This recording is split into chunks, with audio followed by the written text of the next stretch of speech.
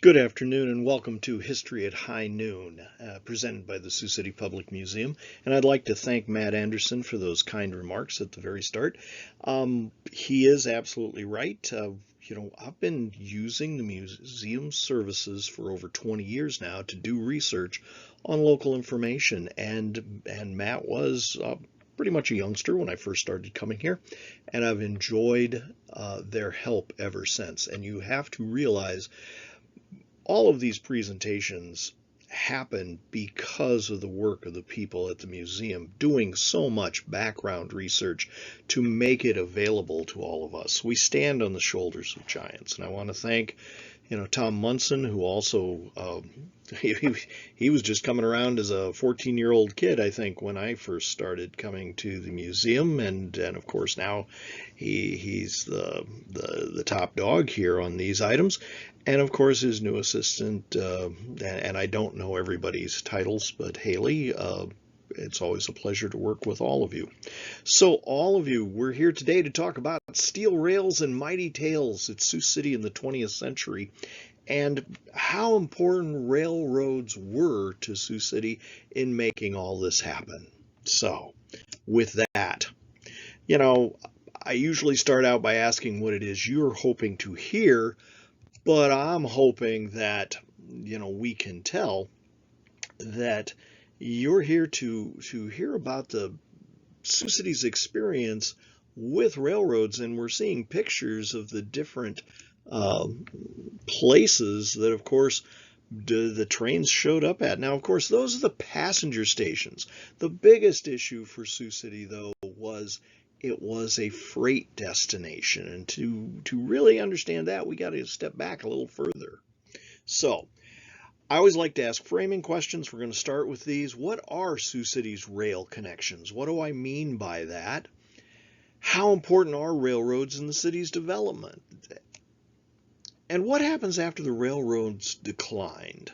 So these are the things that I'm going to be asking you at the end of the program. You should be able to answer all of these. So let's remember the very first rush of railroads coming into Sioux City, and that started in 1868. The first train into Sioux City, March 9, 1868, and of course they had put up a sign, "Saved at last." Now you can't really see it, but in the background, the contrast is tough. This is the first railroad coming into town, and in the background is that Sawyer building, which we'll see at some other places. But remember, everybody knows that steamboats are where it's at. Sioux City is known as the capital, the steamboat capital for those early years, 1868, and they remain of key importance. And, why is that? Because steamboats were the path to what was remaining of the frontier, and especially the all-important areas first where mining was still taking place up in Montana and places on up the river. And of course that ore would come back down the river. But all of the heavy equipment that needed to go up the river would happen in these steamboats. And they, of course, they could carry literally hundreds of tons of material both up and down the river.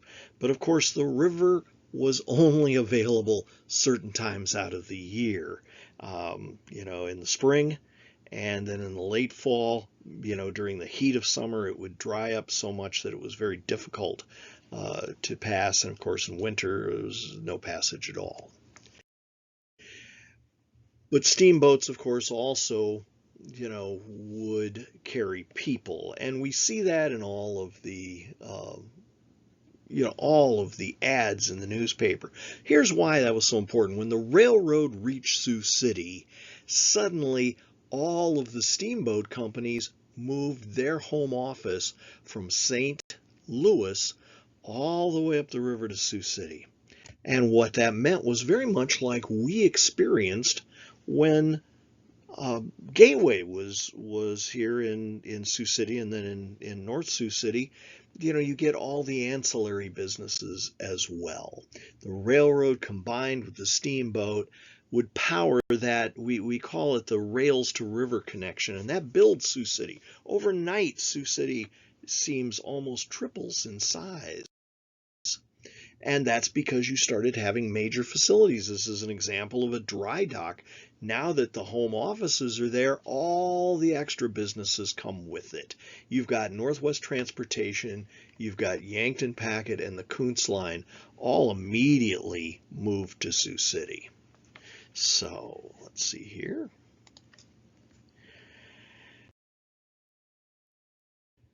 You know, that meaning that river connection brings jobs, and those jobs, of course, are what make Sioux City grow. And again, we're looking at Steamer Warehouse, at the foot of Perry Creek in 1871. All of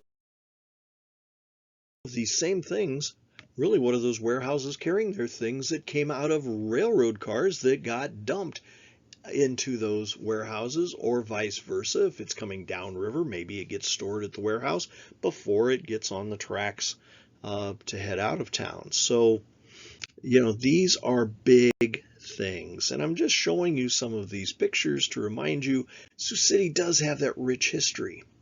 As I said, the arrival of railroad, though, in 1868 changes everything. It will triple in size to almost 5,000 people within the next few years. And rail travel, in 1869 looked like this in Iowa. We can see the Illinois Central is coming from Dubuque to Sioux City. So if you're coming out of Chicago, you can get to Dubuque. You can then get to Sioux City. But the other places are further south. But Sioux City will not remain with only one connection all that long. A major event is a connection from Omaha. Well, that's really stretching the truth. You can connect to Omaha, but you connect through Missouri Valley, which becomes a regional connection, because Council Bluffs to Missouri Valley, and then it branches back so you can get to Chicago or you can get to other places. But more importantly, you've got that long passageway from Missouri Valley along the plains, along the river plain, up to Sioux City. And that becomes a vital connection to make Sioux City a major market. It gains that second line, though, that Omaha connection, within just a year. And the Illinois Central Railroad, in 1870, we can see here, it's a little hard to read, but you can see those paths of the railroad. Now, realize you don't see a connection from Sioux City up to Lamar's. Sioux City had to build that piece of the railroad. That's the Sioux City and Pacific Railway that will connect up so that you can go further on. And those are big deals, and that's one of those visionary pieces of Sioux City. Just some more pictures. Railroads become the transportation method because they can haul massive amounts, and they do it on a timetable, unlike the riverboats, which are at the mercy of the weather, the mercy of the seasons. The railroads just keep on hauling, and that becomes a big deal. And just to give you a flavor of what this was like, something to remember, here's an early traveler. He's coming to Sioux City. He's actually coming to Winnebago to assume the position of physician to the Winnebago Indians, which, of course, remember, they were moved off their land into Nebraska, into a reservation. He will act as the physician on that reservation. He mentions that he left Philadelphia on the evening of 7/1/1869 in the company of Major White as he's heading for Nebraska.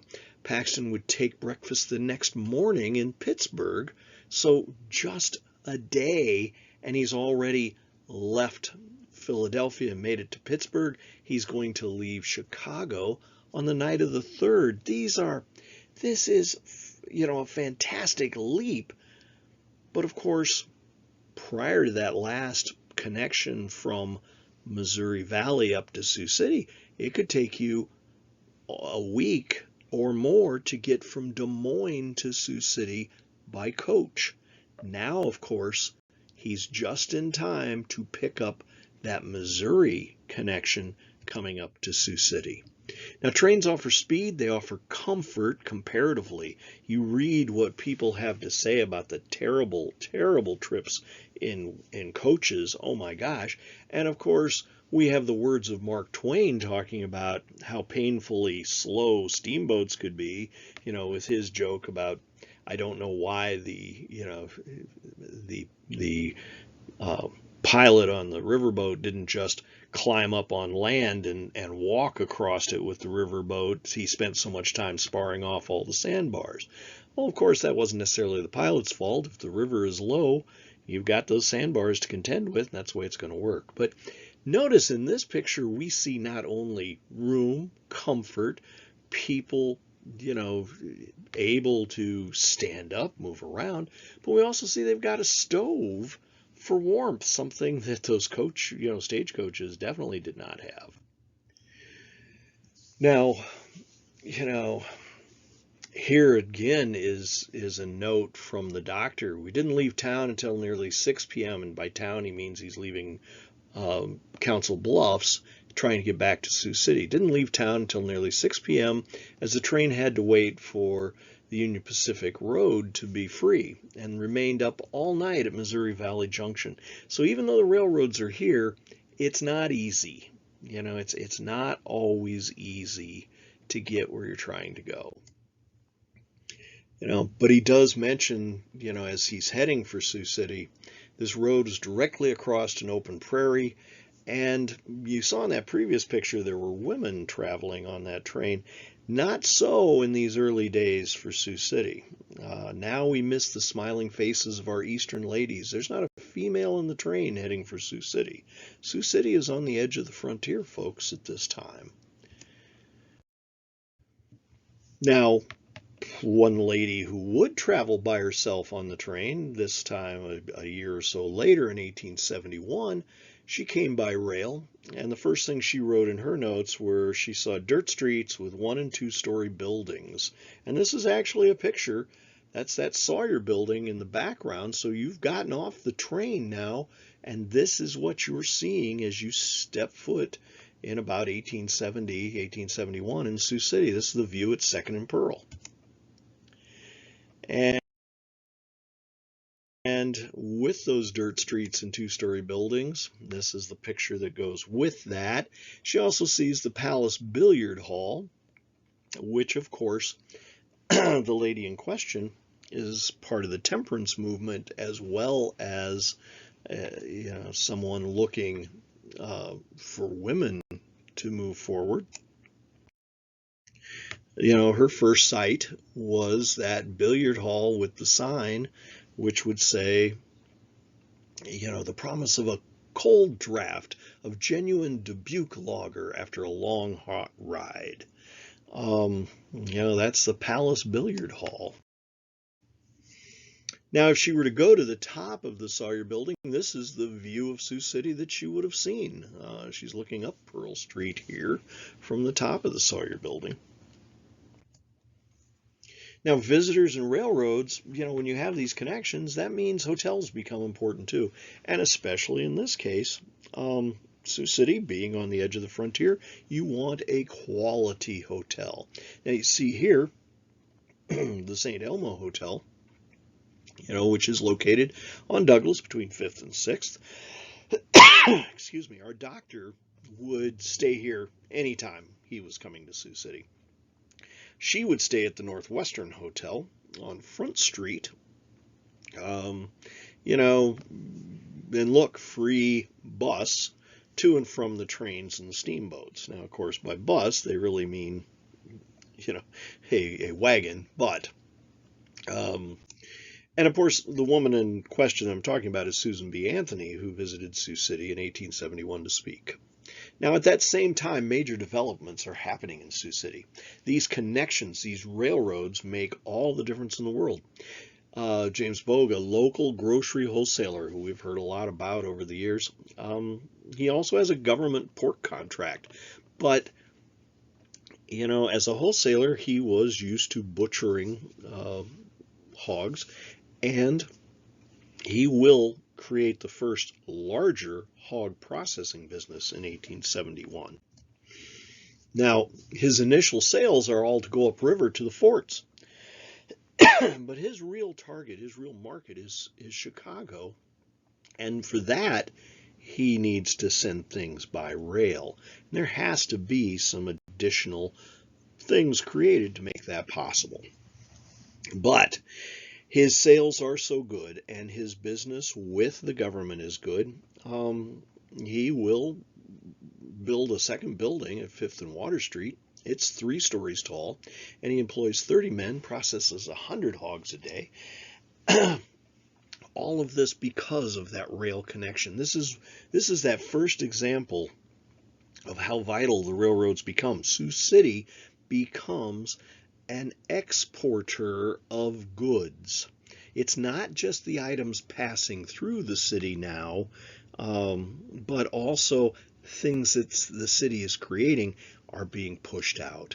And by 1871, Sioux City had become home to 7 meat processing plants, 150 workers involved. But his, of course, is still the biggest one and still processes almost 90% of the hogs that are being slaughtered and shipped out. Well, let's remember where, as we're hitting the 1880s, let's remember where America and Sioux City is at that time.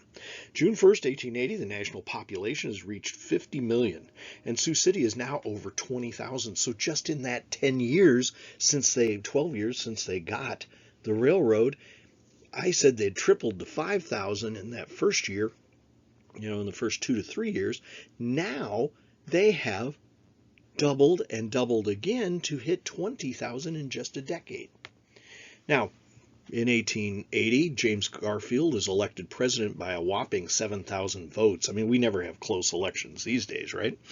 But then Garfield is shot in July of 1881, would die 2 months later of the infection.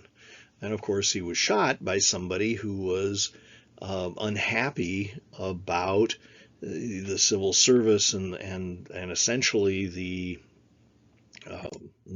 methods of things in government and in business. So now other things that are happening, and these 3 are all really kind of related a little bit to the West.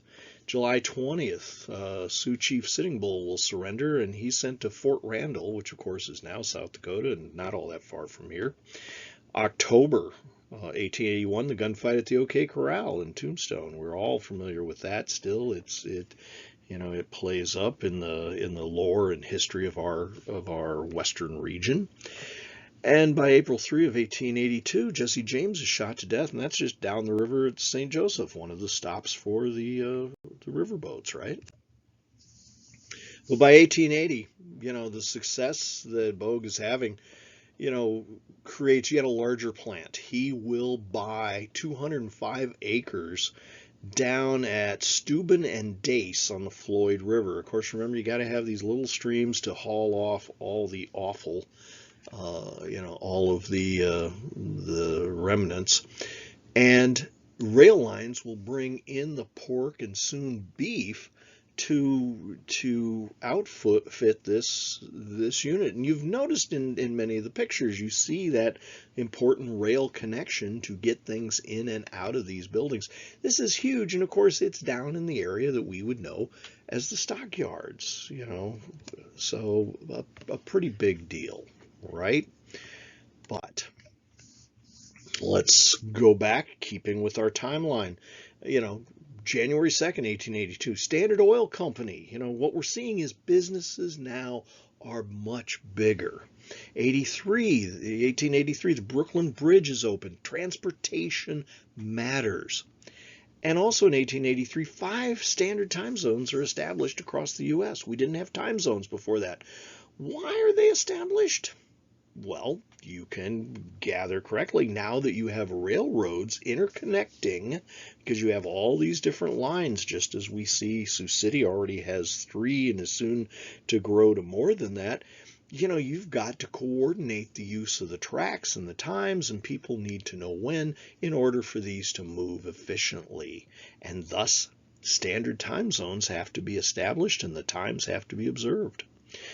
And it's only 2 years after that that American Telephone and Telegraph is incorporated for the first time. So AT&T.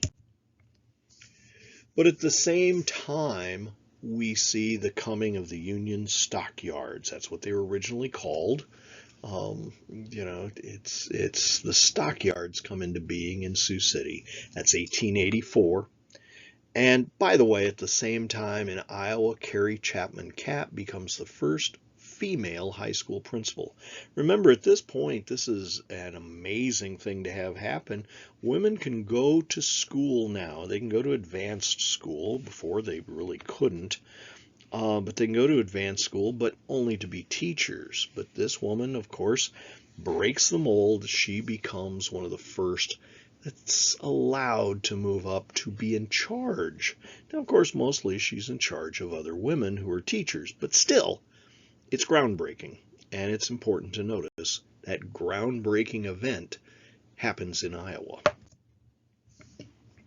Now, as I said, 1884, we see the arrival of the Chicago and Northwestern Railroad to Sioux City. That is a big deal. Sioux City is no longer isolated. You've got 30 trains a day stopping in Sioux City, and these are just going to escalate over time. Those 30 stops mean that goods and services and people are moving through Sioux City. That allows Sioux City to become something more than just a provider, just a stopover point. Sioux City now is becoming a nexus point because you've got all these spur lines that are going to make connections off this. And we can kind of see this, and not to be overlooked, you need to realize that Sioux City, being on that edge of the frontier, you've got, at Sioux City, the Sioux City and St. Paul, Illinois Central and South, Illinois Central and the Dakota Railroads. Plus, they mention you can catch a steamer for the upper Missouri River during the navigation season, and there are stages to all points in the Northwest. We see the other towns here, but look how many connections Sioux City can make. Now, we've already talked, the Missouri Valley with the Chicago and Northwestern Railroad for Chicago, all points east, west, and south. That's those pieces that we mentioned. But Sioux City is stealing a march on some of these places. They are becoming the place you can travel through. And here is that Sioux City and Pacific Railroad. So as we see, you can make that connection at Missouri Valley to get down to Council Bluffs. Of course, a little later, you can get across to Omaha.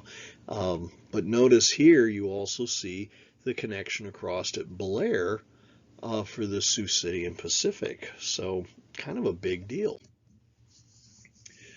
The thing is, by 1880, what we've seen in all those things I was talking about, these plants, the economies of scale created by transportation now, is allowing us to get goods to distant markets.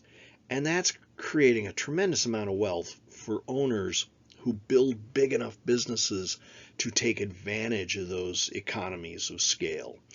And it also is work, it is pay, it is money for the workers. And these are all positive things, and they're coming to Sioux City.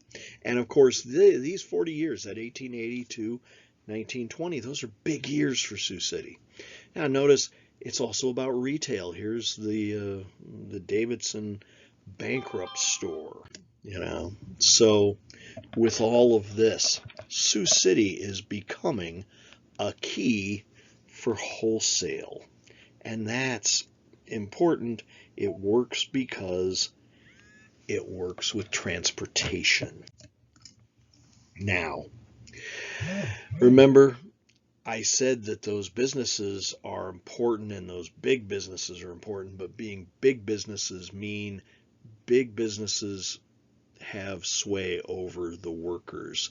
And in those big cities, as more and more people are moving to those large cities, you need more and more food to those cities, to run those big plants. And when that happens, you've got the irritation between labor and, business. And it's in 1886 that the Haymarket riot will occur in Chicago as workers are complaining about issues in the workplace. There are no safety concerns. There is no overwork. You work multiple days. You work, 10, 12 hours a day, and you may work 7 days a week. All of these are big things. So here, is the overall look at the things happening. Items in red, are either of national or local importance. The black items are things that with the white print, they're showing things that are happening here as well. These are important years for Sioux City. We see union stockyards organized in the early 1880s, but as we also saw, immigration and backlash against immigration is growing across the country at this same time. As manufacturing is on the rise, they need more and more workers, and of course they're bringing those workers in two ways. One, they're pulling them off the farms as people are heading for the cities to make more money, and they're also they want more and more workers, of course, to have competition. So of course you've got a flood of immigration coming in. All of those things are big. Now, steamboats are still arriving. Steamboats still exist during this time because they are the heavy, long-distance transport. And, of course, they're also going upriver into the Dakotas. It's still a territory on into Montana. Those are all areas. Railroad is just reaching some of them. And as railroad has moved on past Sioux City, we also see that railroad Sioux City is now using the railroad to ship things out. It is no longer that river to rails connection that is so vital. It's Sioux City's regional agricultural base that the railroads are using to bring the goods from Sioux City to those larger markets. As I said, you've got Chicago, you've got these major cities that need, that have massive influx of population to work at these plants, and what that means is they need food, and that's where Sioux City comes in. Now, it's the forward-thinking men in the Siouxland area who are willing to take a risk and make money that do so in these very business-friendly days. The 1880s was anything business want they got, which was one of the reasons you had that backlash over labor, because the laws were all in the favor of the business. But in Sioux City, it's the names we know, the Daniel Hedges we've already talked about, Bogue, Ed Hoxson, John Pierce.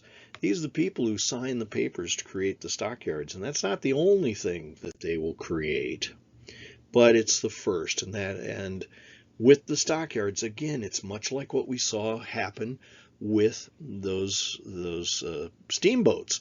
You get all the extra businesses that work with the stockyards, that work with the needs of the people who are interacting with the stockyards. So commission firms are flourishing. They act as agents for the producers, the people who send the cattle here to be sold. They've got 80 acres of pens, they've got chutes, they've got buildings, and they're humming with activity. Thousands of people in Sioux City work in the packing plants and other related businesses for the stockyards. Now, what this means is Sioux City is small enough that it sees the good in the railroads. They get a lot of good out of the railroads. But nationally in the 1880s, rural and urban areas are starting to strain under the fact that railroads are taking up, working hard to make sweetheart deals with each other and get local monopolies that are causing farmers tremendous difficulty. So as the major markets with multiple roads, Sioux City is not too big to forget the farmer. Sioux City helps the farmer avoid much of the bad that most rural areas are experiencing. Realize all these other smaller towns around Sioux City, they might have a train depot. It stops there with just a few items and the people they need, but they might be picking up grain, they might be picking up items, and there's no competition. Whereas in Sioux City, with multiple railroads and with the facilities, the terminal facilities to store the goods, to wait for the train you want, all of those things become very important for Sioux City to continue growing. And growing it is. Here's a look at Sioux City. This is east. We're looking east from Pearl Street. So it's on 4th Street again, so we're close to where we were seeing the items. We're looking east, 1885. See the arch in the background?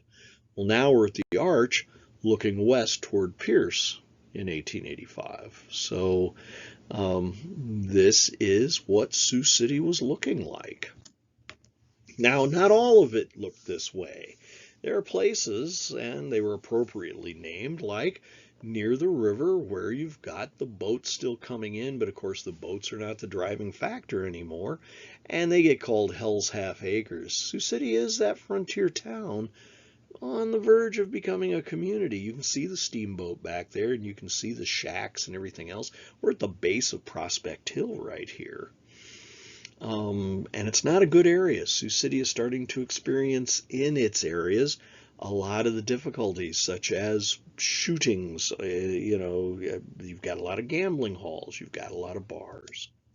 In 1886, Sioux City had 11 public schools and 18 churches. Look how that, again, in the next 10 years, it would double again to almost 40,000.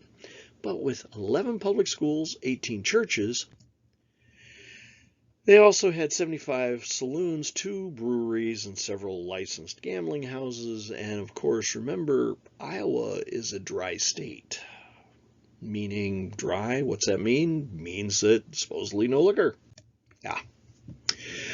Like I said, there's a lot of draw to Sioux City. One of them, part of the allure of Sioux City, is that easy flow of liquor, of gambling, and, well, of women. You're seeing a picture here of Madam Shaw, proprietress of the Maple Grove place on 2nd Street in Sioux City. She's a business owner, but, what's the business? Rather famous as a house of ill repute, right? Now, as I said, though, Sioux City is way over here on the left. We're on the edge of the frontier yet. Remember, Nebraska has become a state. The Dakotas will not become a state until the end of the 1880s. It is still the frontier, and it's the path to the frontier. And Sioux City recognizes the special needs of Sioux City, so much so that 136 Sioux City businesses would petition the legislature telling them that strict enforcement of the liquor laws would be detrimental to the business interests of the Sioux City. And really what they're saying is, we're just putting you on notice that we've come up with a special way to do this. We license our liquor houses because we, the city fathers, tend to identify more with the open territories than with all these laws and regulations. In short, what they're also saying is it's a long way from Des Moines. We'll see you in a couple of weeks when you get here, and we should have everything cleaned up as long, because we'll know you're coming. Here's what one person would write of Sioux City in 1886. Sioux City, its name and character alike have represented unrestrained personal liberty. It was a western city in the north on the banks of the Missouri. It was to this point flocked saloon keepers, gamblers, thieves, prostitutes, with an assurance that they would be amazing, and were all not at all amazement lost in the contemplation of a municipality, which was thus constituted and could yet permit itself to become a city of refuge for crime breeders and criminals. Well, that is the view of some of the people in the churches in Sioux City. Most notably, one of them, Reverend Haddock, who campaigned hard to shut down liquor stores that were operating, or bars that were operating illegally. And of course, we all know the story of Reverend Haddock. He's gunned down on the streets. And, that, though, crosses a line. As I said, there'd been many murders, and most of them dealing with people leaving liquor stores. We kind of see the same thing after hours and shootings downtowns. We can identify with this. But the murder of Reverend Haddock is terrible, but it gets much worse when it seems to be that the jury is clearly fixed in letting off the murderers. So with that, the rest of the city, who have now been coming in as businesses brought by these railroads, brought by this constant growth in business, all of them get together just as originally they had petitioned the legislature. They're saying, well, we're going to clean up our own act. And they force the shady businesses, the bars, the prostitution houses, supposedly, across the river to what they call Covington, what we'd call today South Sioux City. But we will see that's short-lived, but it at least allows Sioux City to make the effort to look like it. And what that means is it's very important because they want to attract retail, wholesale, and manufacturing firms. And it seems like a good place to do that. As I said, it works. By 1890, we've almost doubled again. Now, there's new forces that are driving America. We're talking about railroads, and it's that improved transportation that is driving all this. And it's the industrialization of the country into these bigger and bigger businesses. Remember, at this point, you don't have individuals opening a business. You're not talking about small businesses. You're talking about big, major businesses, and that's what's opening in Sioux City, and that's what we're seeing opening in the city, and that's what we're seeing here in Sioux City. It's that industrialization. And that's driving that increased immigration, and all of these forces together are then changing what work looks like in America. Now, by 1890, Sioux City has become the second largest city in Iowa, and that's the rail connection that has driven this growth. And we've seen the connections that they've got, but we haven't seen anything yet. Rail is powering this, and getting across that river is vital, and everybody works together to get a railroad bridge. This is the bridge, this is not the same bridge, but that's the bridge that we see, down by the stockyards, that will, in 1888, connect Sioux City directly to the west. Much like that one in Blair, its pilings were laid in 1888 as well. So we see that Missouri River Railroad Bridge, but everybody had thought that everybody would share it. But Chicago and Northwestern says, no, this is our bridge, actually. You can't. And that frustrates everybody else. And look, you don't even see that this area, above the bridge has been developed yet. We're going to see a lot of pictures of how fast that develops. But since they need a railroad connection that all the bridges can use, Sioux City, of course, those forward-thinking people get together and say, we're going to make a new rail bridge, a second Missouri River bridge. This time it's going to combine both horse and train traffic, and thus it will be known as the combination bridge. This, of course, is a shot looking at some of these major plants that are opening in Sioux City, all of them packing plants, right? And here is that same shot we're seeing of where the bridge developed, and here's where those packing plants are. You can see the railroad up in front. And remember, with the massive industrialization that's bringing a change to America, more and more workers are required, and that's pulling men from farms into urban areas. So Chicago, and just as Sioux City is growing, So are the big cities, and that means more needs from ag centers like Sioux City. But at the same time, what that means is women are left with less responsibility in the home. Those women on the farms used to feed have to have 3 meals a day for the men working those farms, and that's not happening. There's far less responsibility in the home, fewer opportunities in that way, and more free time to look at other possibilities. Now, from 1890, we see the increase in income and sales and transportation to markets. It's increased those labor needs. That ag market is only growing. But, we have to remember that for all the need for workers, women are not welcome in the new factories. It is assumed women's place is in the home. Now, at the same time, teachers have become females. That's an accepted practice.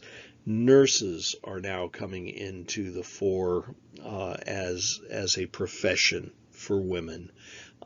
Plus, of course, librarians. We've got a few other things besides just being the head of the household. But it's going to be the turn of the century before women can even find a job in a factory. They won't be accepted. So even women who no longer have a husband because, well, maybe they died in an accident in one of these less than safe major operations where people are using knives, chains, and everything else, on these killing floors. It doesn't matter. So it is a big deal. Now, here we see one of the first of the national meat processors. But prior to this, it had been local people starting big businesses, maybe growing as corporations. As I said, an individual doesn't do it anymore. You at least need a corporation. But now we're going to start to see the beginning of the national businesses. And they're going to get their foothold in Sioux City in 1893 as the economic crash comes. Now, all of these things, as businesses are getting bigger, it's the economic issues, and just as before the Civil War, the Civil War refused to address the issue of slavery, in the second half of the century, it's a refusal to consider any aspect, of, the economy as being open for interpretation. Despite having this massive change in scale, the move from an individual worker, from an individual craftsman to just a worker, thus the loss of wages and of potential future earnings. Because, if you were a craftsman, you moved forward and eventually you opened your own business and you made more money and you had people working for you and you got some of that. But now, of course, you go to work in a factory, you're going to work there until, they will use you until you are used up. Yet all of this is off limits for any consideration in America because, this is what we call the Gilded Age, where business is always right, and the American Supreme Court, rules in their favor constantly. It's the business rights always outweigh the individual interests during the post-Civil War era as these businesses are growing. It's known as the laissez-faire court. Ruling upon ruling is coming down. Strikes. They strike down state regulation of any railroad rates. So that concept of those railroads making sweetheart deals and costing farmers, incredible amounts of money. No, you can't regulate that.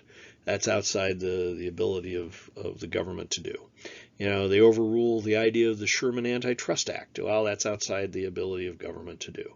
Lochner versus New York, it invalidates a state law that restricts a maximum number of hours for workers.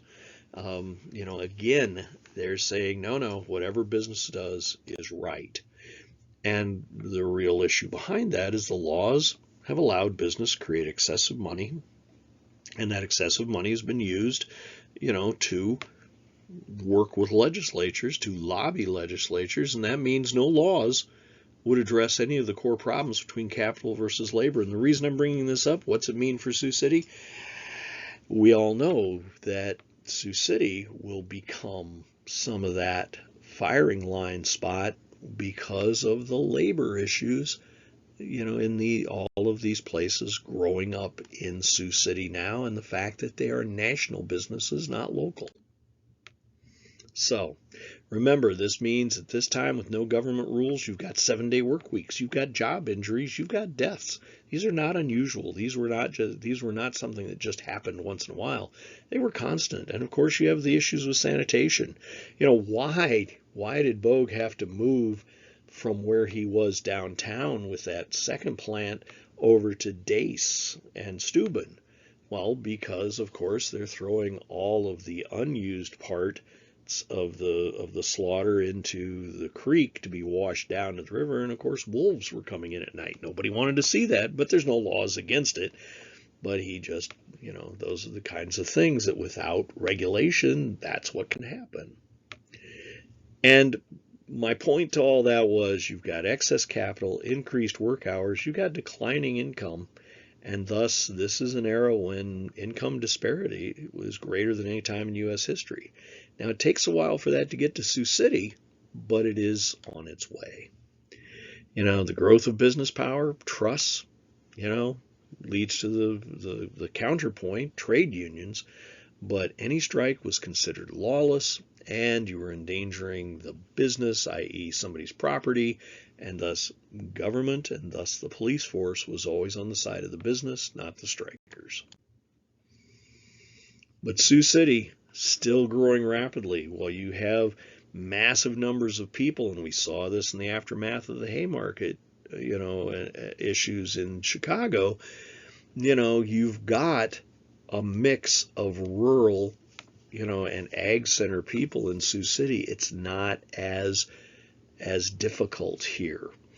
And trains help ease those tensions too, because while they're bringing goods and taking manufactured goods out of Sioux City to be sold elsewhere, trains are also bringing rural people into Sioux City, if nothing else, just to visit. Perfect example. Hey, we're all going to the Sioux City Fair, folks. This is at Sloan, and there are the people lined up to head to the fair. Trains with that interconnection bring people together. The agricultural ties for Sioux City and the East Coast investments have been very good for Sioux City. Here's the train that is this is at the depot. This is the Corn Palace train in 1889. We're getting national attention. We're bringing people to Sioux City, and we're going to send this east and bring people back so they can see it. Here's another one. Corn is king. And the entire railroad is decked out. This is at one of the Sioux City stations, again, 1888 for this one. Here we've got the train bringing people. We're at the Floyd Monument that's being created in 1900. It's the Floyd Monument dedication. This is a look down. They had a special train bring people out so they could come to the dedication. But the Panic of 1893 ends that period of wild speculation across the country. Sioux City's hit very hard. And what that really means is a lot of the local promoters will be washed away by this catastrophe. So Hedges and Pierce, but Sioux City does survive the debacle. And a lot of that's due to the efforts of Fred Eaton, who comes in to work with the city to make sure these Eastern people are paid. In other words, he works for the people that have the money interest in Sioux City. But looking around, he realizes that the only way they're going to get paid is if that combination bridge goes through. And he convinces those people holding the paper on Sioux City, their only chance of survival is if the city gets, that bridge, and says this should go forward. And it does. And part of that is he at the same time convinces the citizens of Sioux City to approve a 2% tax on themselves to help pay for this, to show how serious they are. This is a case where I think we're seeing one of the pilings being built. That's pier number 7. That's July 1895. So, and the bridge will open literally in 1896. And we can see the whole fact that there were 2 swing gates, one on the south side and one on the north side, how important the river traffic still was. They had to make sure those steamboats could still go upstream. And that was a driving factor in having the swing gates on that bridge and why it took so long to get a bridge. Now remember, there are other people in Sioux City who will be helping drive things forward. And again, it's all about the transportation, and it's all about people working together. And again, it's that ag connection. And the only reason the ag connection is important because we've got the railroad connection to bring everything out. So, this is a shot of the Livestock Interstate Fair, we're out in the Riverside area. And by 1900, Sioux City's returned to the roots that helped it prosper after the panic. And again, it's doubled down as an ag center, and that ag center is as a manufacturing ag center. We aren't just taking the raw wheat and sending it somewhere, we're processing it and sending it out. We're not just taking the raw meat and sending it somewhere, we're processing it into steaks, into things that can be sold individually. They're not just sending out the hogs, they're being processed here. But remember, same thing happens today. You have these turn downs. The smaller people without the deep pockets will have to sell out or close. And in doing so, then you get the national businesses with the much deeper pockets, in the case of those recessions, who now can buy in. So Armour, Cudahy, Swift all acquire plants in Sioux City after the panic of 1893. You're no longer talking the local guys, you're talking national. Cudahy in 1900 is the first national meat processor to start operations by purchasing the old Fowler operation during the turndown. Others are going to follow, and it's all based on the strength of the stockyards and of manpower in Sioux City. In other words, able bodies that can work these plants. And with that, we see the growth again of the connections between railroad and local transportation. And we're seeing that being built here in Sioux City. The old Chesterman's Bottling, it takes over the old Vosges plant. And we see all of these major places, and look at the railroad connections right there. You cannot overlook them. This is the stockyards in, I think, 1904. Again, the railroad. Now, again, we've hit that point at the start of the 20th century, late 19th century, that all these industries now have machines. It was the beginning of the steam engine that starts making changes, but now, they're making machines that need parts that can be placed in them and repaired, and they don't want to make them by custom made. We're now moving into the era of mass production, where workmanship has gotten good enough that you can create a part that will fit not only on this machine, but that machine, the next machine. And just so you know, that advent of precision parts is going to jumpstart a second industrial revolution, and Sioux City is going to be home for a lot of that. Interestingly enough, it's 2 items that work very well for women that actually kind of start this. It's the bicycle and the sewing machine, and both of them will sell incredible numbers of units, and it's all because they can mass produce the parts with a tolerance that will allow them to be used in any sewing machine, in any bicycle. These machines, are possible with the creation of precision machining.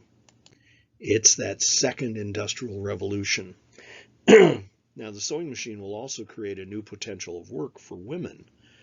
Though sadly enough, outside of home, it's going to mean the creation of sweatshops rather than good paying jobs. It's going to be much like the industries that we see men working in, it's going to be women crowded into hot, difficult situations, and they're going to be paid by the number of pieces they sew rather than the hours they work. Now, this picture is a perfect example of change. Remember, women's fashions have always demanded women wear skirts. And men seem to lose their mind when women don't wear skirts. But with the advent of the bicycle, women start wearing, the skirt just does not work well on a bicycle. It gets caught in the chain. So we suddenly start seeing pants, and, that is an incredible adjustment and a change in America. But this time, because of the sewing machine and women's ability to create their own fashions now, that change sticks. There's other industries that are growing in Sioux City and that also, have women laborers. The Palmer's chocolate, Palmer's candies. This picture is from 1898. This is the chocolate dipping room. That would be a tough job. Now remember, I've said, Iowa was on the frontier in 1860. Not long after Iowa was up and coming as a state. We see that it's all frontier to the west. But of course, by up to 1889, you've still got the Dakota territories, the Wyoming territory, and the Montana territories. So, those, that has figured into Sioux City, driving much of how Sioux City developed. But now by 1900, that's all changed. But the boom returns. New companies like Iowa Public Power, American Popcorn, and others will arrive. And think about it, American Popcorn, that is yet another ag-based company, isn't it? So, if you look at that, realize that,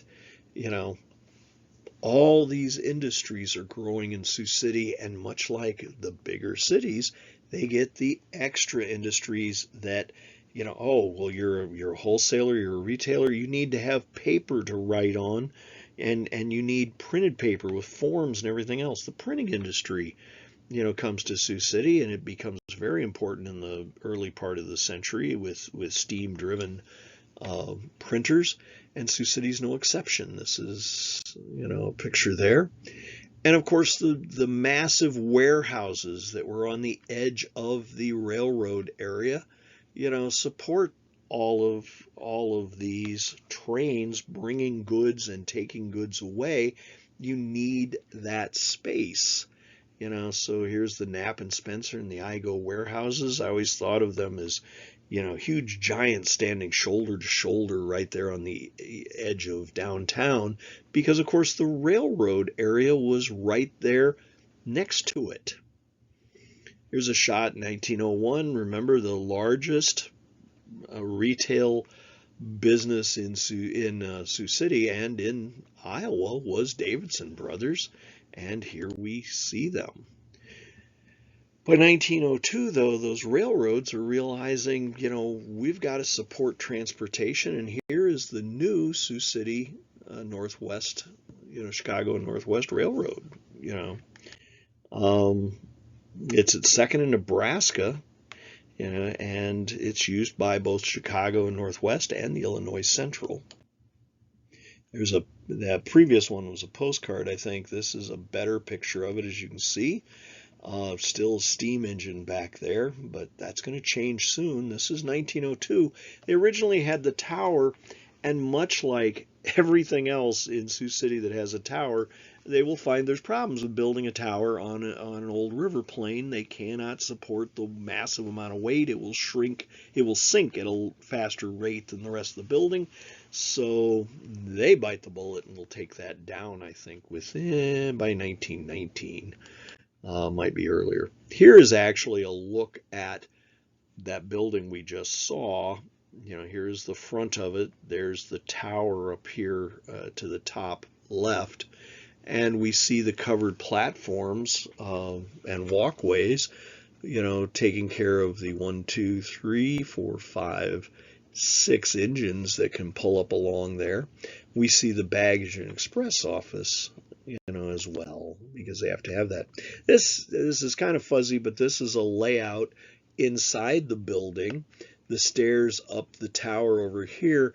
Notice the center area with the seating. I don't know if you've ever been into any of these old train stations, but they always had these seats, had very high backs, so you weren't interfered with by people on the other side of them, and you could sit along there and wait and note the doors that will let you pass out. So the bottom is the front that we've been seeing the pictures of. The top is the back that allows you to go out to reach those covered walkways to go along the train. Off here to the right is the coffee shop restaurant area, and notice the big counter space area, and then of course you got the dining room with it, and then you've got the ticket offices and everything up to the front. So this is what it looks like inside. But we also had the Union Depot created in Sioux City, and again, pretty close proximity. This is 3rd and Douglas, and with that, you've got these major facilities in Sioux City. Now, it's the one in blue at the top. The little one at the bottom, is the St. Paul and Pacific Railroad. So with that, that's a much smaller one. That's the only one that still exists today, that small one at the bottom. And of course, I think it's Shellhammer, down there. And of course, the middle area is the freight distributors, and that's where Famous Dave's is at today. But look at all these tracks through all of this, and you can see where the tracks lead up, to the stations. So this is that one at the bottom. Then of course would become later the passenger train at the Milwaukee Railroad Depot. And notice that Palmer Candy Company in the back. Famous Dave's is to the right, but the Palmer Candy Company, I could be wrong, but I'm pretty positive that is the old Union Station that had gotten converted over and was just torn down recently when they built the hotel down there. Yeah, Mills, Shellhammer and Associates, that's the old depot there. And of course there's Famous Dave's to the right, still again on the railroad tracks. But throughout all this time, all the other industries are growing. Grocers, are there, and they're wholesalers. Now, this is from the 1910s. By the way, those trucks, wholesaling to get the goods out to the grocery stores, those are electric vehicles. Pretty cool, huh? This is looking north from Pierce on 3rd Street. That's the Martin Apartments on the right, up a little ways. The Davidson building on the left, where Yonkers would end up. Sioux City is still second in Iowa, and it's the 78th largest city in America. This is an important area, and it's because of its connection via trains to bring those goods in for the rural items. And notice, it's 1910, and it's already again almost up to 50,000 people. It's Iowa's largest city in 1910. It's Iowa's largest meat processor, the 5th largest in the nation. The stockyards, it's the largest in Iowa, 5th in the nation. And Sioux City is Iowa's largest manufacturing center. And it's also Iowa's largest wholesaling center. These are two big things, and they drive jobs. What we don't realize is Sioux City is also Iowa's largest railroad center. It has 6 lines serving the city, and 5 have terminals here. And by terminals, then of course that means you've also got the freight, and you've got everything else here, and all the jobs that go with them. Now, of course, if you're bringing all these railroads in, it means you need hotels. So we see, the Garrett's, I think this is the Garrettson Hotel. Originally, it becomes the Grain Exchange, and then pretty soon after that will burn to the ground. But we've also got the buildings going on in Sioux City for all the businesses. There's the Francis Building. We've also got the Davidson Building. Another view of it. Kresge's is built about this time. And we mentioned those warehouses before. That's another shot of them because, of course, if you're going to have wholesaling, you've got to have the warehouses. So, again, here's another look at that. Look, there's the Union Terminal Freight House. Remember I said you got to have the freight. There's the Northwestern Freight House taking up half a block. But that's going to be replaced soon enough. Chicago Northwestern is going to put a new freight house that will go along 3rd Street between Jackson and Virginia. Look at the length of that and all the storage that's going on there to be drawn in and out of, things coming and going on those trains, just as they originally had on the steamboats. By 1920, wholesale business in Sioux City has quadrupled in the last 10 years. It's gone from under 50,000, which had made it number 1 in Iowa, now to 207,000. That same time, the number of wholesale businesses in Sioux City jumped from 70 to 318. This is a happening town. You've got the nation's largest popcorn distributor here. You've got Rob Ross. How many of you remember that? And it's another employer for women by 1920, and that's a big deal. We can see all those railroad connections. This is the black one is coming from Minneapolis all the way down through Sioux City, and we see all the others connecting as well. Sioux City is a well-connected hub, and we have all the rails and trails. And just to see the difference, here are, of course, this is what the Chicago Northwestern in and out listings, and the destinations would provide for Sioux City. The Milwaukee Road, that, the one that's still there, we still see that.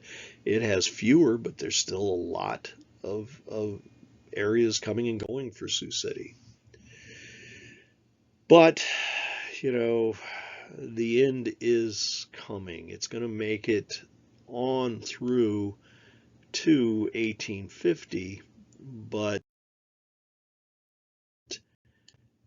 as we go, railroads are starting to diminish and really what puts a big kibosh on them will be the growth of the interstate system.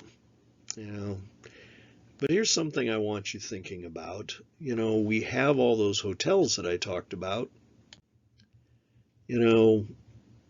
Let's look inside, what we've got. This is the Martin Hotel in Sioux City, Iowa. That's the lobby.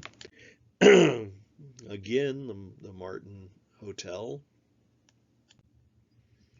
We've got the West Hotel. And inside it, looking pretty nice as well, isn't it? There's the Marble Room, obviously the restaurant area. Here's their lobby at the West. The Mayfair, downtown, you've got the Hotel Mayfair in it too. And all of these are in walking distance, just like the Sheraton is, the Warrior Hotel is from these areas downtown. And what that meant was you had lots of people in Sioux City and on the streets everywhere.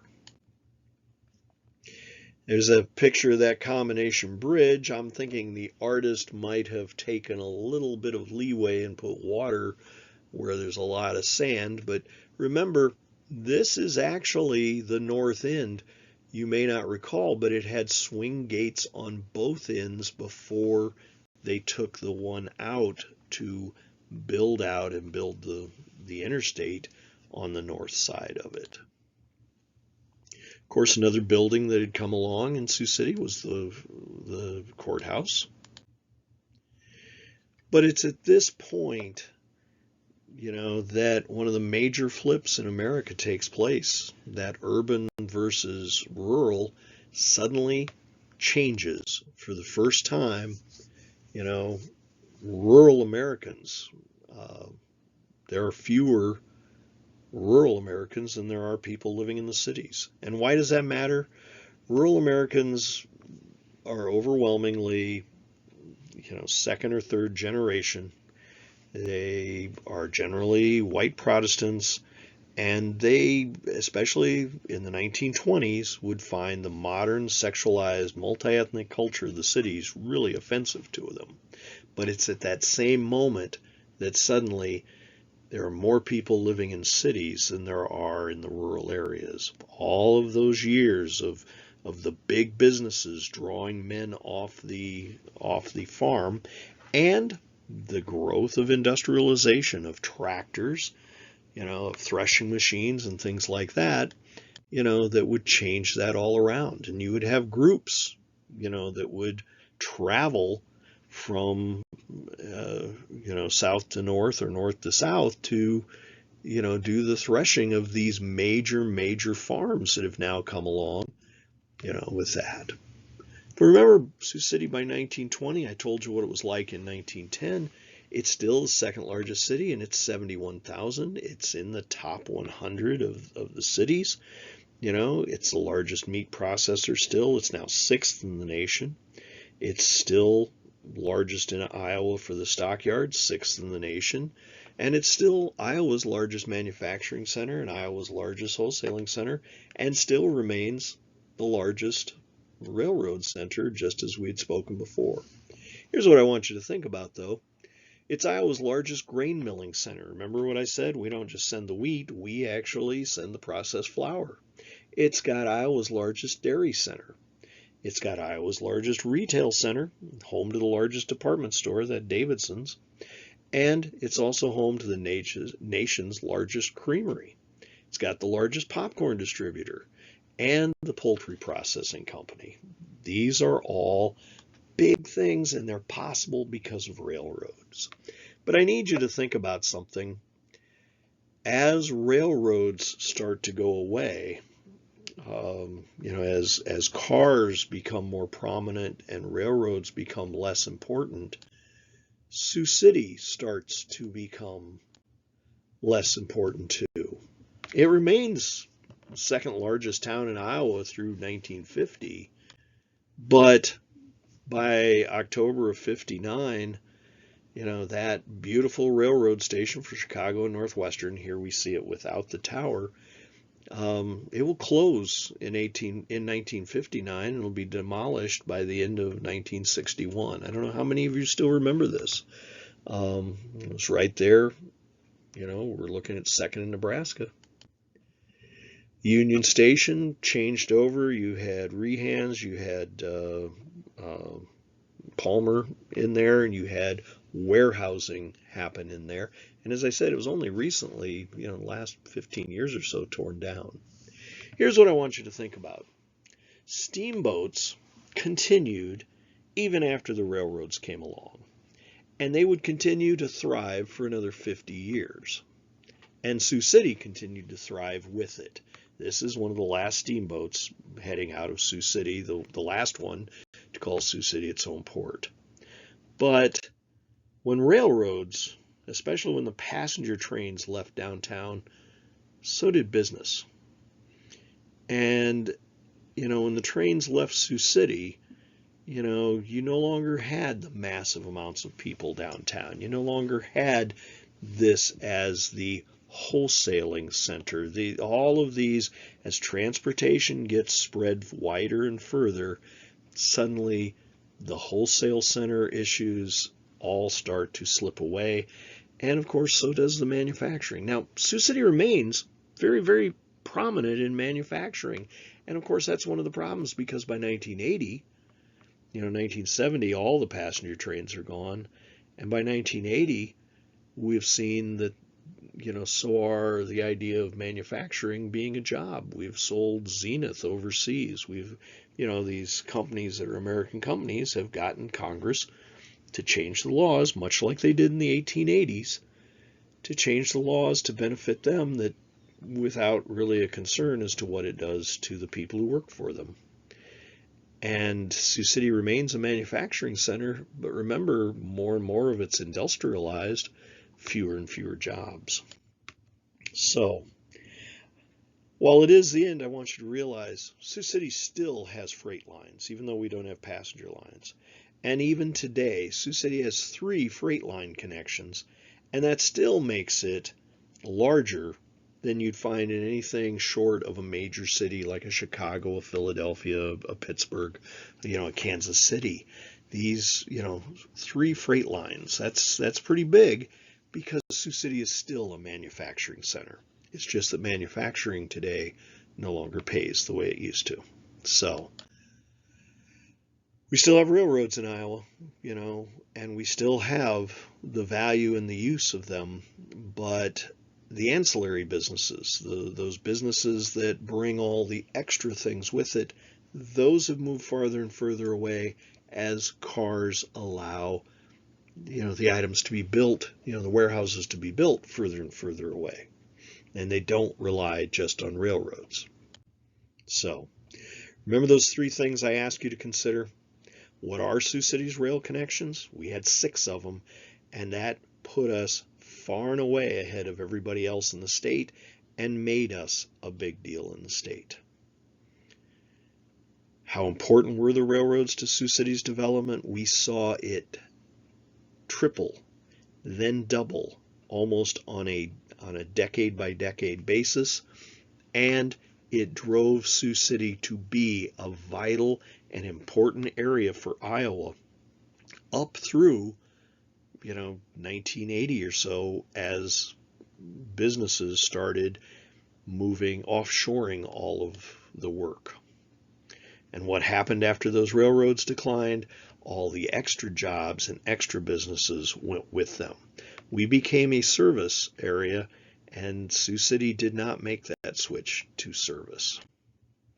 So I've enjoyed having this chance. I've gone a little bit over time, but if you want advance notice of my talks, I'm very thankful that the Sioux City Public Museum and Teresa want me to come speak, and I hope you'll want me to come back. But if you want to know where I'm speaking next, you can always get on my mailing list at Russ Gifford at russgifford.net. And again, I want to thank the Sioux City Public Museum, for all the work they do, for all the support they provide, all the people like me who pull that information together and maybe try to filter it into what's happening nationally as well as locally. The pictures you've seen here today are provided by the Sioux City Public Museum and a few other regional historical groups. And I want to thank you for your time, and I hope, you had a good time here today. I will talk to you again soon, and if you want to know where I might be talking to you, just drop me an email. I'll put you on the list, and you'll get my newsletter. Thanks again, everybody. Before we go, can you tell me one thing that you learned today? I hope it was an exciting and interesting presentation, and I hope you all have a great day.